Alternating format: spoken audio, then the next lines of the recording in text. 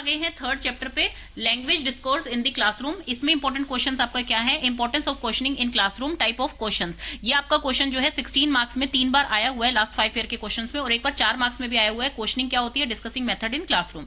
Then है learning language और class child learn secondary language. अब हमें पिछले चैप्टर में हमने पढ़ा है चाइल्ड एक्विजिशन, लर्निंग मतलब लैंग्वेज एक्विजिशन पढ़ा है लास्ट चैप्टर में हमने, और यहाँ पर हम पढ़ेंगे लर्निंग। एक्विजिशन और लर्निंग में क्या फर्क होता है, एक्विजिशन का मतलब होता है जो नेचुरली आपको मिल रही है, जैसे कि एक छोटे बच्चे को नेचुरली अपनी मदर टंग जो है वो सुनता है और सीखता है, उसमें कोई उसका टीचर नहीं है, कोई उसको जो है सिखाया नहीं जा रहा है, कोई भी चीज वो देख देख के सीख रहा है उस चीज को, मतलब अडप्ट करता जा रहा है अपने एनवायरमेंट से।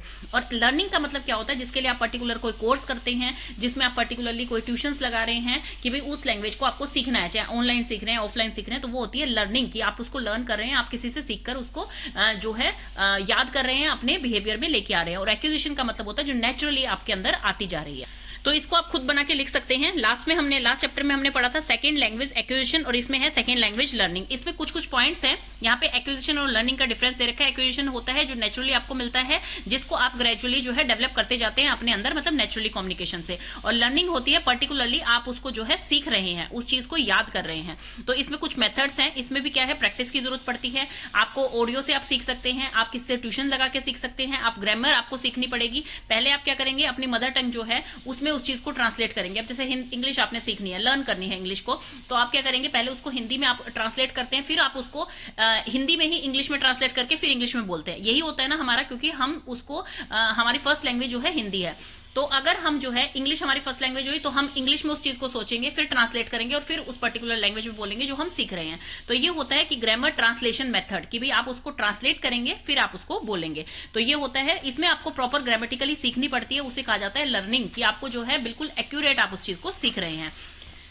ये हो गया आपका। इसमें भी मोटिवेशन आपकी जरूरत पड़ती है, ये आप खुद बना के लिख सकते हैं। इस क्वेश्चन को इतना इंपॉर्टेंट नहीं है, ये एक बार के पेपर में आया हुआ है 8 मार्क्स में ये। देन है role of questioning and discussion in the classroom. ये आपका बहुत ही इंपॉर्टेंट क्वेश्चन है। तो अब अभी हम स्टार्ट करते हैं role of questioning and discussion in the classroom. सबसे पहले मीनिंग ऑफ क्वेश्चनिंग क्या होता है, देखिए, it is a major form of human thought and interpersonal communication.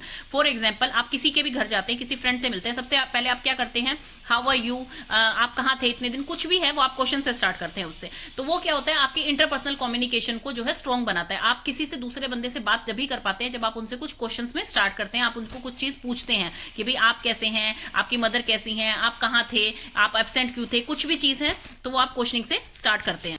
तो सीरीज ऑफ क्वेश्चंस हमें किस चीज में हेल्प करती है, हमें कोई भी इशू, मतलब मान लीजिए कोई इशू हो गया है तो उसको रिजोल्व करने में होती है, हमें कोई आइडिया चाहिए, हमें कोई जो है कुछ वर्क कंप्लीट करना है, कुछ भी इंटेरोगेट करना है, कुछ भी चीजें हैं वो सारी किस चीज से होती है, क्वेश्चन से होती हैं। क्वेश्चंस आपके डिफरेंट डिफरेंट टाइप के होते हैं। इंपॉर्टेंस क्या है क्वेश्चन की, जो लर्नर होते हैं, मीन्स जो स्टूडेंट है वो क्या होते हैं, बाय नेचर है क्वेश्चनर होते हैं, क्योंकि अगर वो क्वेश्चन नहीं करेंगे तो वो सीखेंगे नहीं। फॉर एग्जाम्पल, टीचर कोई टॉपिक करवा रही है, उसमें बच्चे को अगर कुछ समझ नहीं आया या उसका फोकस वीक हो गया या वो लिख नहीं पाया है, तो वो टीचर से क्वेश्चन करेगा कि प्लीज रिपीट मैम, या ये इस तरह से क्यों होता है, या अपनी मदर से जाके उस टॉपिक के बारे में क्वेश्चन करेगा कि मैम ने आज ये पढ़ाया था, मम्मा ऐसे क्यों होता है, आप तो ऐसे बोलते हैं, कुछ भी चीज है, बच्चा उस चीज को क्वेश्चन कर करके, क्योंकि बच्चे को जितनी उसकी एज धीरे धीरे बढ़ती है ना, उतने ही उसके मन में क्वेश्चंस आते रहते हैं कि भाई ये चीज ऐसे क्यों होती है, इसमें ऐसा क्यों है, क्यूरियोसिटी रहती है बच्चों में। तो इसलिए क्वेश्चंस जो है, क्वेश्चनरीज जो है बच्चों के लिए बाय नेचर उनके अंदर होती हैं, क्योंकि वो उसमें, और लर्नर्स के लिए वो कैसे हेल्पफुल है, इंपॉर्टेंस क्या है क्वेश्चनिंग की, क्योंकि उससे उनके जो है सारे के सारे डाउट्स क्लियर हो जाते हैं, उनके फैक्ट्स क्लियर हो जाते हैं,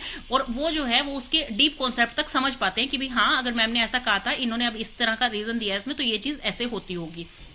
तो वो कहते हैं, आप प्रैक्टिकली भी नहीं करते किसी चीज को, लेकिन क्वेश्चंस अगर आप पूछते हैं और वो आंसर देता है अगला पर्सन, तो एक इंटरेक्टिव क्लासरूम में क्या होता है, वो चीज आपको अच्छे से समझ आती है, मतलब आपकी नॉलेज उस चीज में बढ़ती है।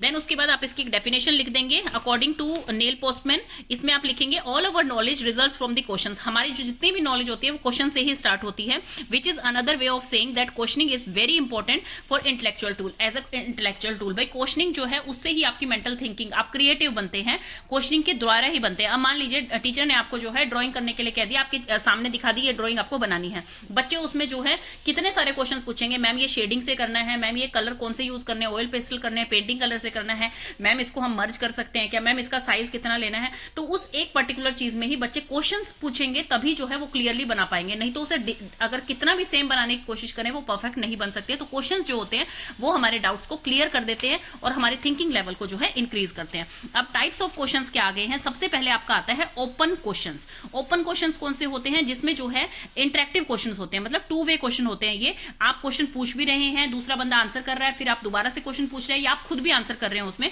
तो इस तरह के क्वेश्चन को कहा जाता है आपका ओपन क्वेश्चन।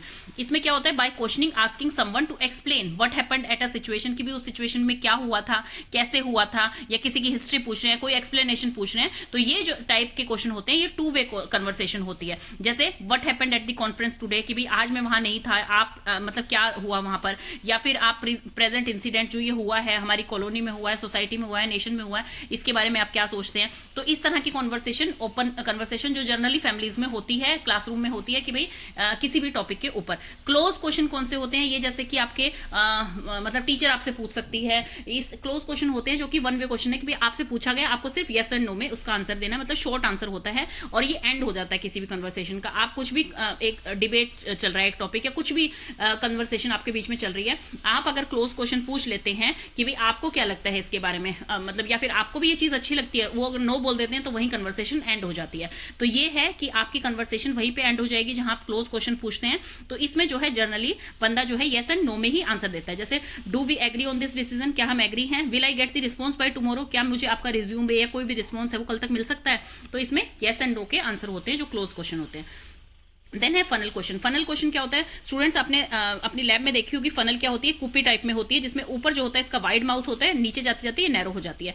तो इस तरह के क्वेश्चन क्या होते हैं कि जनरल क्वेश्चनिंग से स्टार्ट होती है, कोई भी सिचुएशन है, फिर धीरे धीरे आती आती वो कंक्लूजन तक पहुंचती है, और धीरे धीरे आते आते उसके क्वेश्चन जो है वो थोड़े ईजी और मतलब थोड़े से ऐसे होने लग जाते हैं। जैसे स्टार्टिंग में कोई बंदा और ये ज्यादातर कौन यूज करते हैं, जैसे रिसर्चर हैं या डिटेक्टिव्स हैं, इन्वेस्टिगेट कर रहे हैं किसी चीज को, तो वो जनरली इन क्वेश्चन को यूज करते हैं। जैसे फर्स्ट उन्होंने क्वेश्चन स्टार्ट किए, when was the call made, what was the response, इस टाइप के क्वेश्चन स्टार्ट किए, और लास्ट तक आते आते जो है वो जब उन्हें थोड़े से क्लूज मिलने लग जाते हैं और उनको लगता है कि हमारी इन्वेस्टिगेशन कंप्लीट होने वाली है, तब वो थोड़े से इसमें आ जाते हैं, what was your call about, और क्या नेम था उनका, या कुछ भी चीज है। लास्ट तक आते आते जो है वो नैरो हो जाते हैं क्वेश्चन और उनका कंक्लूजन निकल जाता है। तो इन्हें कहा जाता है फनल क्वेश्चन, जो ज्यादातर जो है किसी भी केस को इन्वेस्टिगेट करने के काम आते हैं।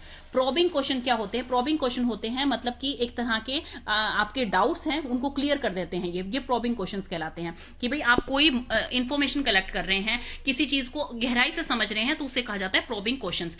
इसमें कौन से क्वेश्चन होते हैं आपके, जैसे कि what do you need these data bye, मतलब कोई भी अगर मान लीजिए किसी फ्रेंड में कोई मिसअंडरस्टैंडिंग हो गई है, या किसी तरह का कोई डाउट है उन्हें, या किसी तीसरे ने कुछ बोल दिया है, तो वो क्लियर किससे करेंगे, प्रोबिंग क्वेश्चन से या ट्रिगर क्वेश्चन से क्लियर करेंगे।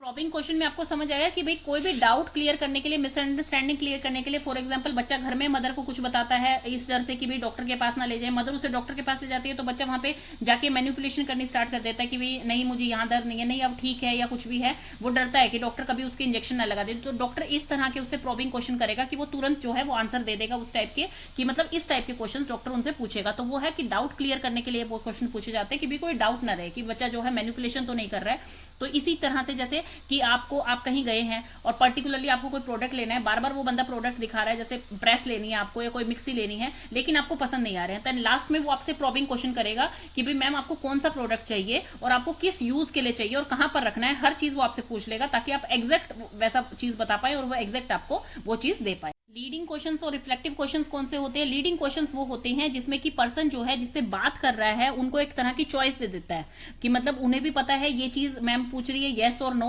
और हम इसका क्या आंसर दे रहे हैं। जैसे फॉर एग्जांपल टीचर को ये पता है कि बच्चे कल छुट्टी पे थे लेकिन वो कल कहीं पे जो है बीमार नहीं थे, वो अपना कोई गेम खेलने गए थे या कोई मैच देखने बाहर गए थे, और बच्चों को भी ये चीज पता है कि टीचर को ये इन्फॉर्मेशन पता लग चुकी है, तो टीचर नेक्स्ट डे उनसे जो क्वेश्चन पूछती है वो कहलाते हैं लीडिंग एंड रिफ्लेक्टिव क्वेश्चन, कि भी उनसे जो है इन्फॉर्मेशन निकलवा रही है टीचर उन्हें चॉइस देकर कि भाई आप सच बोलेंगे या झूठ बोलेंगे, मतलब इसमें जो है वो कोई मैनिपुलेशन नहीं चलती है। तो ये कहलाते हैं आपके लीडिंग क्वेश्चंस। देन है आपके रिटोरिकल क्वेश्चंस। रिटोरिकल क्वेश्चंस वो होते हैं to keep people and audience engage, जिसमें कि आपको जो है इसमें क्या है, लोग जैसे कोई मान लीजिए सेमिनार चल रहा है, कोई ट्रेनिंग चल रही है, या किसी तरह की कोई एग्जीबिशन लगी हुई है, तो उसमें क्या है, लोगों को सोचने का मौका मिलता है, लोग जो है क्रिएटिव होते हैं और अपने आइडियाज लेके आते हैं आगे। फॉर एग्जाम्पल कोई आपसे पूछ रहा है, जो रिटोरिकल क्वेश्चन होते हैं कि भाई क्या ये चीज वर्क करेगी परफेक्टली, क्या ये वाला प्रोडक्ट आपके लिए ठीक है, क्या ये ऑफर्स फैंटास्टिक है, क्या ये क्रीम का जो इंग्रेडिएंट्स है वो परफेक्ट है। तो इस टाइप के क्वेश्चन होते हैं, वो रिटोरिकल क्वेश्चन होते हैं कि अपनी पीपल्स को, अपनी ऑडियंस को जो है एंगेज रखना,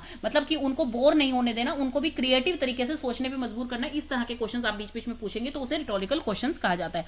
देन है क्लैरिफाइंग क्वेश्चन। क्लैरिफाइंग क्वेश्चन है कि बिल्कुल सटीक आंसर दे देना यस और नो में। जैसे फॉर एग्जांपल कोई आपसे पूछता है, कोई फॉर्म फिल कर रहा है, ये आपका नेम है, ये ठीक है, क्या आपकी नेशनलिटी इंडियन है, क्या आपका नंबर फोन नंबर ये है, मतलब इस तरह के क्वेश्चन पूछता है जो यस एंड नो वाले हैं, कि भाई जस्ट टू कंफर्म, भी कंफर्म करने के लिए वो आपको रिपीट कर रहा है उस क्वेश्चन को, दैट इज क्लैरिफाइंग क्वेश्चन, कि भाई क्लियर कर रहा है वो अपने प्रोडक्ट को कि आपका ब्लड ग्रुप ये है। तो ये होते हैं क्लैरिफाइंग क्वेश्चंस। देन उसके बाद आते हैं इसके एडवांटेजेस एंड डिसएडवांटेजेस।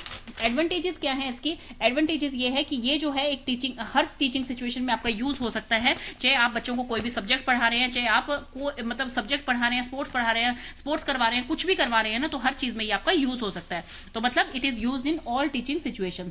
ये जो है आपके एक्सप्रेशंस को, कि भी आप कैसे एक्सप्रेस करना चाहते हैं, उस चीज को डेवलप करता है। क्योंकि बच्चे जितने क्वेश्चन पूछेंगे उनकी हेजिटेशन दूर होगी, उनमें कॉन्फिडेंस लेवल बढ़ेगा और उनकी जो है क्रिएटिव थिंकिंग बनेगी कि भी हाँ, मैंने टीचर से क्वेश्चन पूछा था, उन्होंने मुझे क्या आंसर दिया, तो उनकी थिंकिंग पावर इंक्रीज होगी।